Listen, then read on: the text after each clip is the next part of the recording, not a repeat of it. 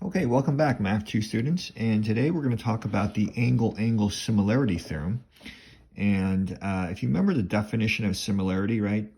In order for two polygons to be similar, number one, the corresponding angles are congruent, and number two, the corresponding sides are proportional, which means the ratios of their side lengths are equal. Okay, so how do I tell if these two triangles are similar?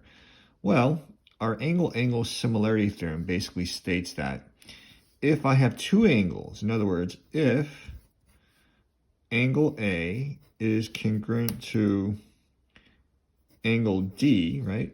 These two angles are congruent. And another set of angles, it doesn't matter which one, okay? It could be B and E, it could be C and F. In this case, I'll just pick B and E. All right, so if angle A is congruent to angle D, angle B is congruent to angle E,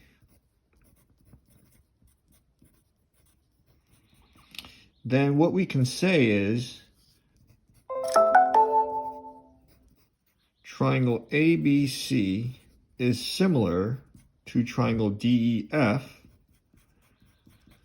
by angle-angle, okay? So you don't need to write out the whole phrase, you could just say AA.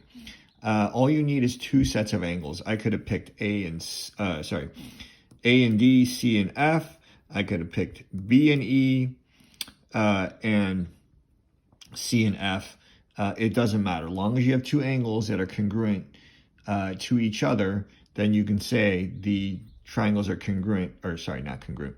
The triangles are similar by angle-angle, okay? All right, so let's take a look at this first example right here. It says determine if the triangles are similar. If they are, write a similarity statement.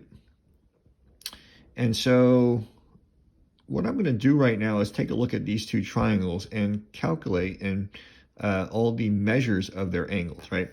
And so if I take a look at angle Y right here, right, I could figure this out by subtracting angle X and angle Z from 180. Okay, so quickly figure out angle Y is 180 minus 21 minus 99. And if you compute the measure of angle Y, I believe you're going to get 60 degrees over here. Okay, so this angle right here is going to be 60, right? Because the sum of the measures of a triangle add up to 180. And why don't you compute this angle measurement over here, right? Same thing. The measure of angle S is equal to 180 minus 61 minus 21. And I believe you calculate the measure of angle S, you are going to get 98 degrees. Okay, so really quickly, right? In order for us to use our angle-angle measurement, there needs to be two sets of angles congruent, right? So right now I have 21 degrees over here, 21 degrees over here. I need one more set of angles congruent. I don't have that, right? 60 and 61 aren't congruent, 99 and 98 aren't congruent.